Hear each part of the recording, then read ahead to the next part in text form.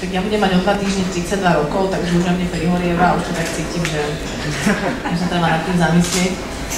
A týka sa nás to asi z toho dôvodu, že stále sa hovorí o tom, že treba mať úctu k starším a či mladší majú úctu k starším a tak ďalej, a tak ďalej. Myslím, že toľko by ľudia k sebe mali mať nejakú väčšiu úctu a potom, keď budú mať aj úctu voči sebe samým, tak budú aj tú starobu nejako lepšie si myslím, že zvládať a nejako naplňať. Moji rodičia sú 60-tnici, už otco bude mať 64, alebo už mal dokonca. A stále veľmi aktívne fungujú, takže je to aj o tom, ako sa človek sám nejako zaradí, že či po 50-ke hneď si tá žena dá účest na barana a dá si zásteru, alebo či bude ešte mať voči sebe nejakú, povedzme, že aktívnejšiu úctu. A či sa bude vnímať seba samú ako právoplatného člena, alebo či sa sama odloží niekde na okraj. A myslím si, že sa nás to týka samozrejme aj z toho dôvodu, že sa už má dokonca 34 bude mať však.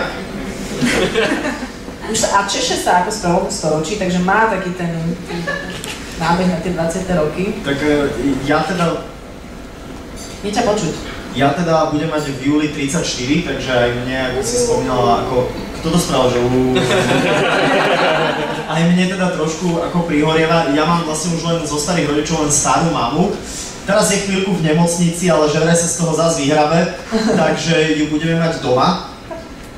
Ale ako je veľmi usporiadaná, veľmi príjemná a je s ňou ešte stále veľká zábava, lebo mentálne je teda veľmi na tom v poriadku a strašne sa mi páči, keď rozumie sarkazmu a irónii. A to si myslím, že asi nie je otázka nejak veku, ale to je možno otázka nejakého nastavenia a preto viem, že to je určite moja stará mama, ktorú mám veľmi rád, ktorá ma naučila strašne veľa vecí a... Saifa chodí na návštevy v prevleku s kosou.